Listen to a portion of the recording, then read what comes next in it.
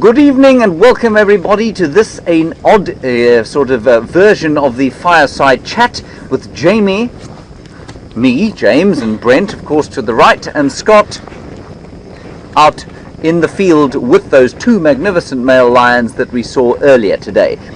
We're going to wing this one by the seat of our pants, or in fact the spiky bits of wood sticking into our bottoms.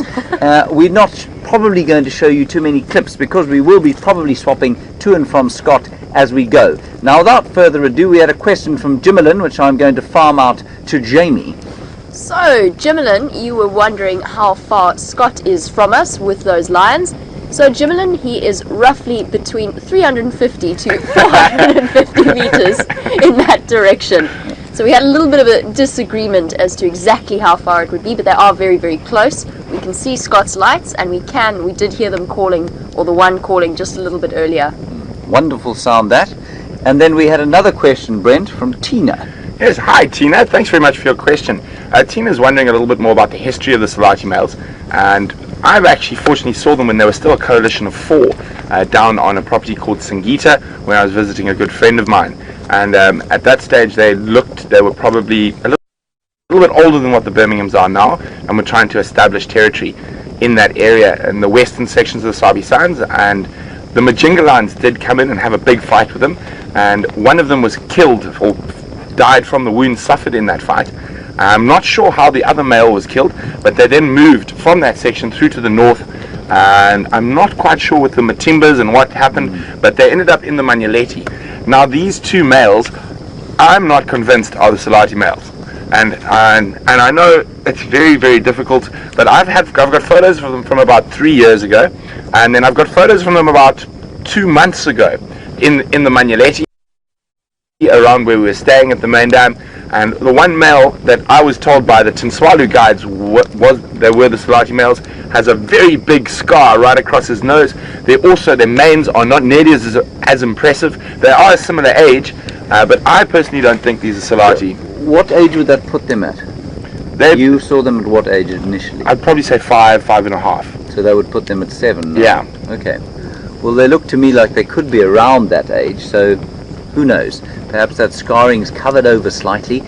Sandy in Indiana, you saw the one with the squaff leg. One of them is injured. He's limping quite badly on his left-hand hind leg, and you saw him scent marking. And Sandy, you're wondering if this is perhaps something that hurts him to scent mark.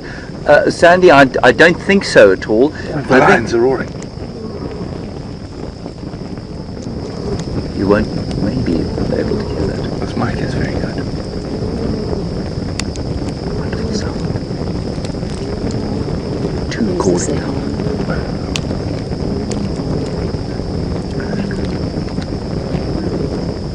And you can see Brian nervously looking behind him into the darkness. That's wonderful. Now, that's a distinct tone. Very distinct tone for me. What I heard from them, either of the Matimbas and also from the Birminghams. Scott is still looking for them, and it ties in with Sandy's question about them scent marking. So Sandy, I don't think the scent marking is affecting that. That injury to me looks old, and lions can cope with injuries like that. It looks like an internal muscular injury or perhaps a joint injury. They can cope with them, and clearly they are marking now vocally as well as with their urine. So that call that you can hear there is a territorial call. Now what they're doing, Brent, what have you seen? I thought I heard other lions responding, but quite far off. I think that's a cicada. No, I do know the difference between a cicada and a lion. Thank you, well, that's good. Just to check. So they are definitely marking territory. Now, the question goes out to you, and of course the panel of geniuses by my side here, as to what on earth is going on. We've got a coalition takeover with 5 male lions supposedly chasing our 2 beloved Matimbas deep into the south and possibly into oblivion. And now these 2 fellows pitch up from where we don't know. What's going on? Brent, are they taking part in the takeover? I think they might have seen a gap, and I think they are definitely a far bigger challenge than the Matimbas. They are in their prime, and as we've been watching, those Birminghams are just that little bit too young to really sort of dominate an area, and that's probably why they're killing all the lionesses as well.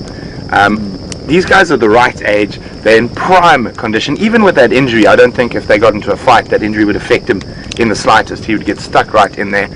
And I also think the Birminghams are possibly, I was chatting to Mike, and there's two big prides of lions to the east, the Talamatis and the Torchwoods. And the Birminghams seem to be trying to get towards that area at the moment. So, Jamie, what do you think? No, I think it's definitely a power vacuum that's been created. Yeah. So they've chased the Matimbas away, and now they're a little bit too young. They don't actually seem too sure about what they're doing, and they're just skirting around the area. And while they've been doing that, there's two males who do know what they're doing and do know how to approach something like this, and they've just moved in. Well, Whether also, or not they stay, I don't know. nobody's been marking here, of course, for the Yeah, last that's while. also So true. Djuma has been basically a lion vacuum for the last, week or so until today. Last night. And last night. So very exciting to have some lions back on the property. But with the rain that fell last week, we had big rains last week, of course, which would have cleaned out most of the scent of any lion marking that there had been. The Matimbas haven't marked here for weeks now. The Birminghams haven't probably marked here for some time, and so this doesn't smell much of lion. So for two males coming into the area, it possibly does smell a bit more like, a bit less like lion, and like a good place to try and set up. So what we're going to do, while Scott is still trying to find them, let's go and have a look at the highlights package of his finding them this morning. He doesn't seem very happy with us. No. Sadly, this is the one that's very badly wounded. And I'm very happy I didn't bump into these guys on foot. Rubbing his head in this small apple leaf tree as a sign of him picking up the scent of other lion. And he may well scent mark as he passes by this bush. Here he goes. There we go.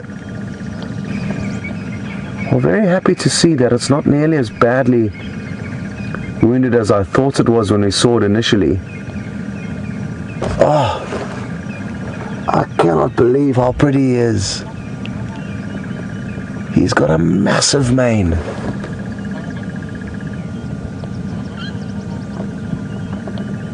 So I'm just going to keep...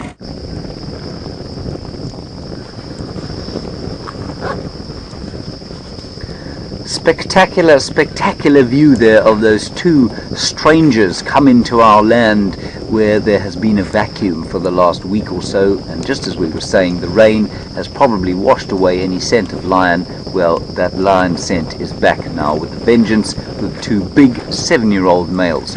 Now, Oki had a question.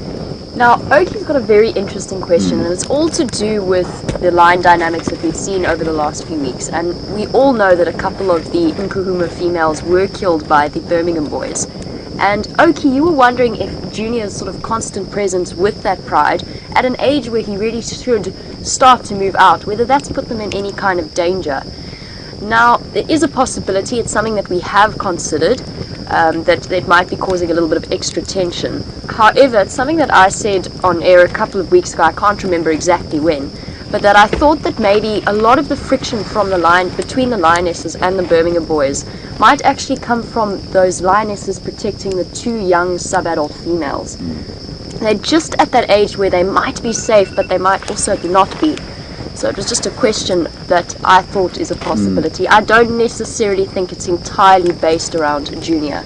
I think that's, to me, far more viable. So we did have a lot of postulation that perhaps the attempted defense of Junior from these lions is creating the conflict, which initially sounded quite plausible until I managed to remember that those two young lionesses are younger than Junior is, and so therefore the pride is probably trying to protect them, and it makes much more sense for them to protect the females in the pride than it would a big male who is actually at the moment something of a drain on their resources and an attractor of conflict. So it would make more sense if they were trying to protect those youngsters. And unfortunately, very recently, 2 or 3 nights ago, they lost one of those youngsters. He was actually killed in the staff village of one of the lodges to the west of us. And Tristan, who works there, had a very little sleep that night with the lions fighting over the carcass of that lioness. Then Deborah, you had a question about whether or not these two males would join the Matimbas or not. Deborah, no, I don't think they will. We don't think they are the northern Matimbas. Remember, the Matimba males were initially 5 males. One was went to meet his maker rather sooner than he would have hoped, and they split across, and there were 2 and 2, and then they seemed to be split again. The northern ones went a lot further north than these ones here. So these we don't think are the Matimbas, and we think they're possibly the Salatis, so they won't join with a strange coalition like the Matimbas. Right, without further ado, Off to Scotty, Off to who's Scotty. found the lions. you don't need to look at us anymore. We'll go across to them. See you just now.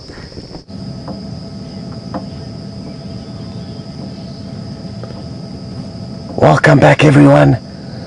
And we got extremely lucky and managed to relocate these male lion. They're deep in the Mulwati. We've only got visual of one, and we're actually completely stuck where we are here. So I'm glad we've got a visual, but if they move, we cannot. We've got one tire completely spinning in the air, so we've got our work cut out for us here a little bit later. But very happy that at least we have got you another visual. And they have been continuing to vocalize, and they could, if we're lucky, vocalize again. This one's coming straight towards us.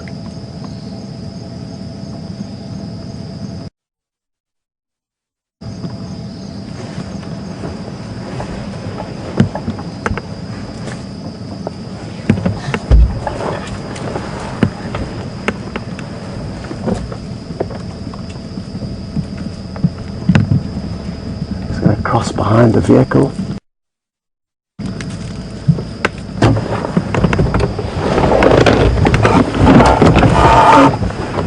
And we're at an extremely awkward angle here, but giving you some great last views as he heads up. You can see this is the individual with the injured leg.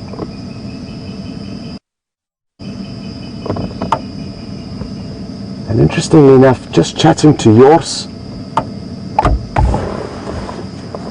and he said he's seen these 2 male lions up in Buffelshoek chase 3 of the Birmingham males. It was a few months ago. And there he goes. I just need to chat to yours quickly. The guy who's just given us that update on the other lions with the sighting with the Birmingham males. He's just found the other male on Gari Cutline. Copy, thanks yours. We're actually stuck here, so we're going to try and get unstuck and then join you the other individuals on his way towards you.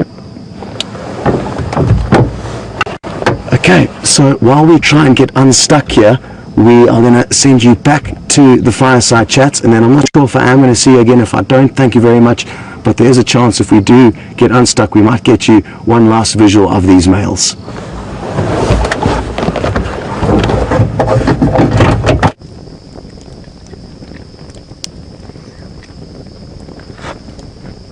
Hello everybody, welcome back. Whoops, Scott.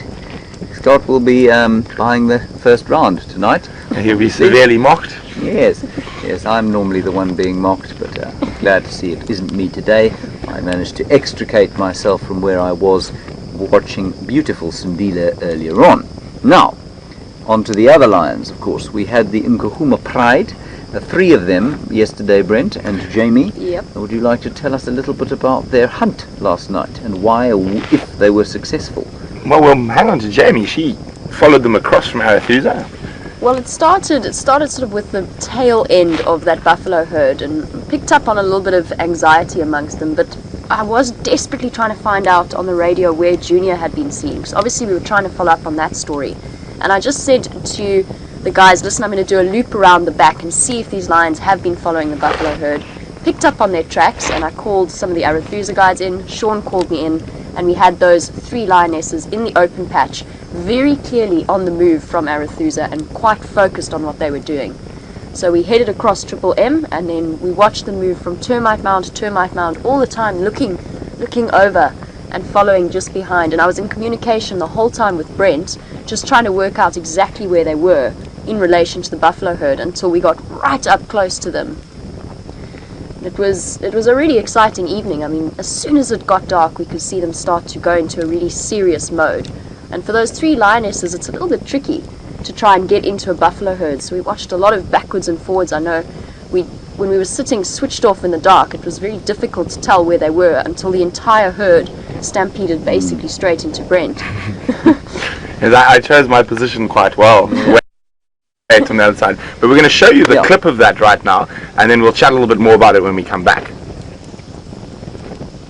So you think it's Nkuhuma's? It is Nkuhuma's. Here we go. She's up now. Sorry guys, I was just talking to Tax, who thinks it might be the Nkuhuma's. Apparently there was a fourth lioness with them earlier today. Just have a look at the way that she's looking. She's looking directly in the direction of that buffalo herd. They're probably tucked away in the bushes. I just got a glimpse of them. They are probably, the closest one is about 100 meters away from where she is. And she's spotted them. She definitely knows they're there. The buffalo are a little bit dazed and confused at the moment. They know that the lions are here, but they're not quite sure which way they should be going. But there we go, you see how there's a lioness in front of us testing. There was another lioness off to the side. And they're going to do this constantly. So the buffalo are well aware, that's why my lights are on. They know where the lions are. It's just for that initial sort of charge that we don't keep our lights on at night, because she's testing the buffalo. There she comes. She's testing the buffalo. There's probably one of the other lionesses close by. I saw two now, and they're looking for weakness. They're looking for a young calf or a sickly adult to take down. There's a way, but you see those little big buffalo bulls on the edge that are forming a protective layer around the herd. So pushing these buffalo, pushing them, looking for that weakness. And quite often the buffalo will turn around and chase them. Which is about to happen. Yeah, she's running from a buffalo. So it's very much a testing game. So unsuccessful. I thought I saw the buffalo turn around and chase the lions. But this is by no means over.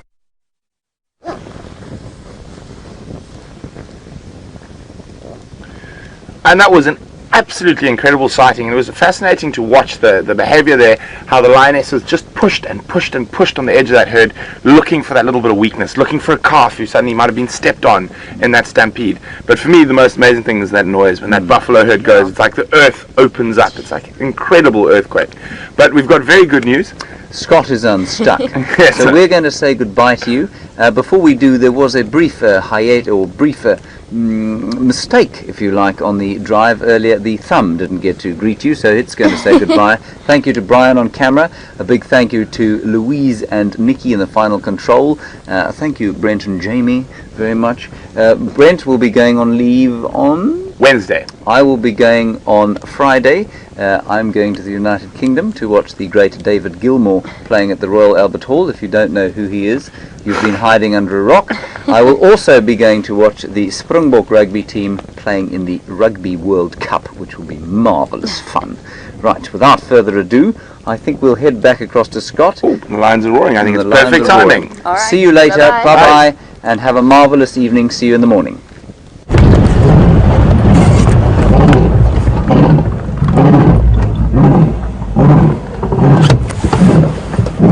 Well, at least you can get to here. See if I can find him here.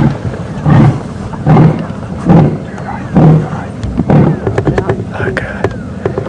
Well, it's very thick in there, and I actually couldn't see him initially, and I thought their roar was coming to a close, but there was kind of a final extra bitty added on at the end there. And isn't it wonderful that we've managed to both get unstuck and get you back into the action here. You can just see the one there. I'm not sure yours has the other one moved off already. Yes, into the middle of this block here. Okay. He's not on the road itself. Okay. So the other individual has moved off deeper into the thick bush here, still heading north back towards Buffelshoek. And this the one with the slightly injured leg, is trying to catch up with him, and he's the one that's doing the vocalizing. The other one's keeping dead quiet, which is really interesting. Not too sure why that is.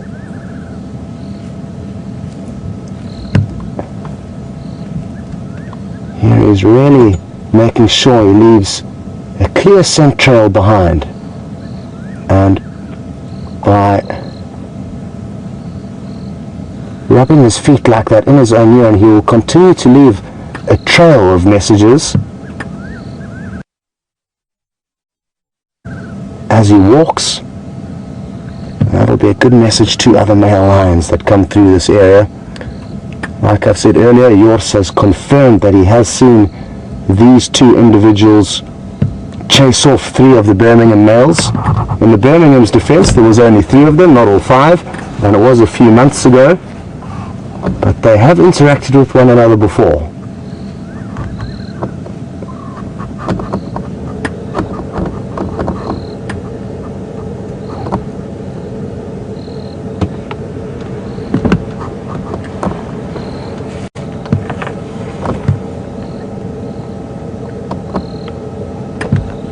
I just want to take this opportunity to try and get ahead of him. Just a couple of minutes left of drive. Thanks, yours.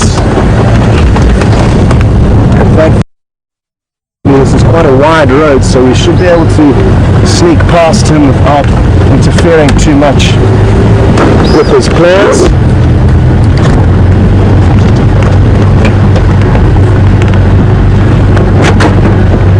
Once we've got ahead of him, we can just reverse down the road and wait for him to approach us, giving you some great frontal views of him.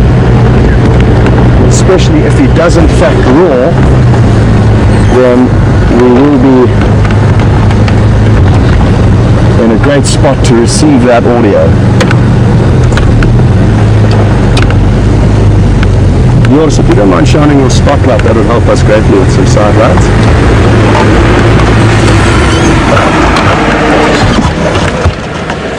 Oh, no problem, no problem. Okay, cheers, Jors. So, a little bit of confusion here. I thought Jors was going to be staying in the sighting with us, but he's not. He's moving off. And what a beautiful, beautiful sight this is. I think he may let off another roar shortly. Or he may just keep walking up towards us.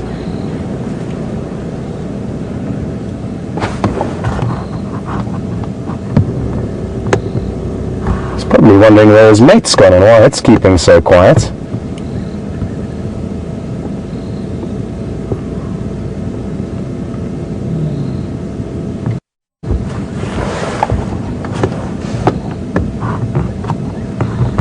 I think we might just extend the show by a few moments in the hope that we may get one full roar from him.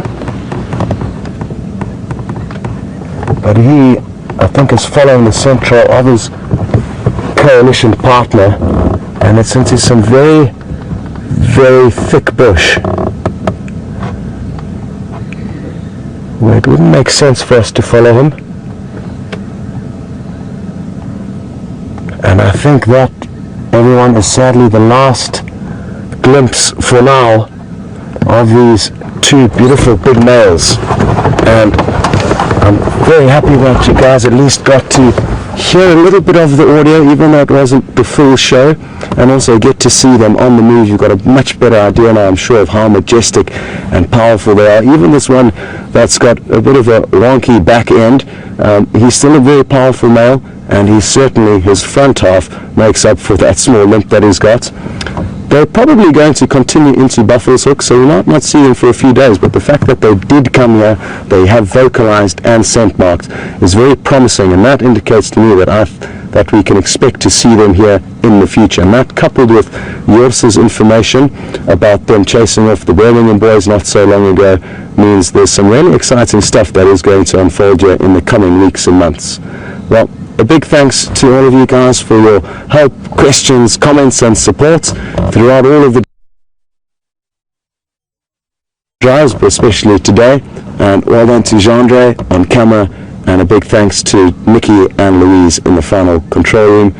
Hope you enjoyed the fireside chat and the safari. We'll see you all on the Sunset Drive. Oh,